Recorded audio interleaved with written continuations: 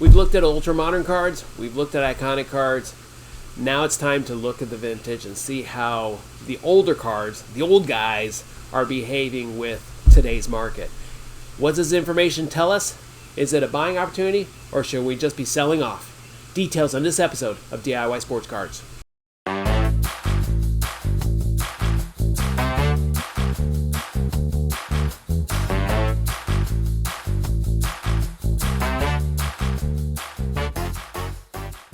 Hello everyone, welcome to another episode of DIY Sports Cards, a production of IconicTradingCards.com. This is a place where we take a deep dive into the buying and selling of sports cards for collectors and investors alike. I'm Ramon, the founder of this channel. How the hell are you? I hope you enjoyed another week. I hope life's going good for you. For me, I think things are great. It's summertime in Atlanta. It's going to be hot, but I honestly don't care because the alternative would have been wintertime in Chicago. I'd rather have summer in Atlanta because winter in Chicago does suck, especially around April-May timeframe. Anyhow, if you recall, in this third part, we're going to take a look at vintage cards and see how they're performing with today's market. If you recall in the first two videos, ultra modern cards, lately we've seen some tail offs where action can be had at thresholds that we have not seen in a long while. In the iconic space, you really haven't seen that significant tail off, but you have seen a subtle drop in pricing. That Michael Jordan card still can be had for under $20,000 if you find the right dealer. The Ken Griffey Upper Deck rookie card, that one surprises me. You can get that for under $2,000 pretty consistently. What's more interesting is an SGC 10 version of that card can be had for close to $1,000, less than half the cost. If you think an SGC 10 is the same as a PSA 10, that is a bargain and an opportunity for collectors to really hedge their bets and buy that rookie card and hold on to it until PSA and SGC are at a level playing field. I think it's still coming, folks. It's going to happen. Today we're going to look at vintage. What is vintage doing in today's marketplace? Now, anecdotally, you hear people buy vintage because it's almost recession-proof. It does tend to avoid the fluctuations in the market. It does have more of a long-term play. Is that really happening with this, or are we seeing a sell-off? The information may or may not surprise you. Let's take a deep dive and see what we have with the vintage cards. All right, I want to look at two vintage cards now. First one is the rookie Hank Aaron in a PSA 4. Now, history shows that his card, or the last 12 months shows that his card has basically been flatlined. Now, if you're looking at 59 sales, now we are looking at 59 sales, and there has been a 27% gain from 12 months ago to now, and that's all great, and I'm personally happy about that. But really, at the end of the day, does this really mean anything for you, the collector, as a buyer or a seller? No. In my opinion, I don't think there's enough data points here to suggest one way or the other. The only thing we can really conclude here is Hank Aaron rookie cards are going up, are going down, but ultimately as a trend, it's staying flat. And look, in a market the way things are right now, where a lot of things are trending downward, staying flat is not necessarily a bad thing. This is why I've been a big believer in vintage, because it does allow you to surpass some of the volatility downward in the marketplace. But on the unfortunate side, it does enable many investors to miss out on opportunities for gains in a bullish market. It is what it is. It all depends on what your strategy looks like. Another card I want to show is the rookie Nolan Ryan card.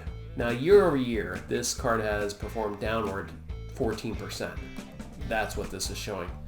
But what's interesting about this trend is this card really has been flat, just like the Hank Aaron card, and another indication that perhaps vintage cards are a way to avoid the dynamic downward turns when it comes to a recession. Now, where do you make money on a card like this? It's a long-term play. Here's a Nolan Ryan card from 2 years ago. If you bought this card 2 years ago in a PSA 6, you would have paid under $1,000 for that card. Today, that card goes for $1,500. Now, the million-dollar question is, does this card dip to below $10,000, or does it continue to stay flat? Now, if vintage holds its theme and stays consistent, this will stay flat, but you never can say never, because there might be a time that if the market is really dropping, this is what really could be happening. So what do you think? The takeaway. I think there's two interesting takeaways that come with buying into vintage. Number one, there aren't many sales. When you're looking at some older vintage cars, some of the higher priced ones, there's just not much action in general. So as a result, is it the lack of volume that prevents the pricing from fluctuating with the marketplace? Maybe so. I think that's good because if the prices do drop, you won't see the reduction in cost on your card value. But on the flip side, if the prices of the market becomes very bullish, those vintage cards are not going to pick up on that trend and go up along with it. That's the unfortunate. You take the good with the bad. But at the end of the day, if you are buying into vintage, your strategy for buying these cards in the first place, do not rely on market trends to sustain price, whether it's up or down. Time is your biggest ally when it comes to creating value on the cards, on those vintage cards.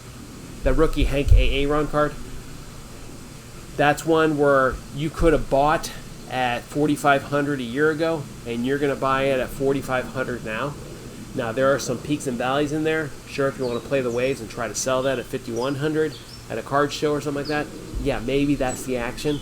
But keep in mind, in the aggregate, the risk here is, the bigger question here is, you may have that card, but it's also going to take a while to make that card liquid. Who's going to want that rookie Hank Aaron card on the moment you want to sell it? That's the bigger question. But from a conservative side, if you're not interested in selling it and you're just trying to hold on to it for 2 to 5 years or longer, then it's an excellent play long term. The legacy has already been established. He is still one of the all-time leaders in home runs for a career. Hank Aaron, and and from a ranking standpoint, ESPN had him in the top 5. So why not have him? Anyways, I think that applies for all vintage cards. Even the second-tiered Hall of Famers. Trends just don't follow what the market's doing. So, in that case, not really surprising as to what's happening with the vintage cards, but surprising enough that the volume of cards, the volume of what's happening, is not significant, just in general. Anyhow, I hope you find this interesting. Hit that like button, subscribe. Again, we're trying to grow this channel. We want to do some good things later on this year. I'm a big believer in philanthropy. I want to use this channel to help support those causes. In the meantime, stay safe, be healthy, folks, and we'll see you on the next video. Peace out.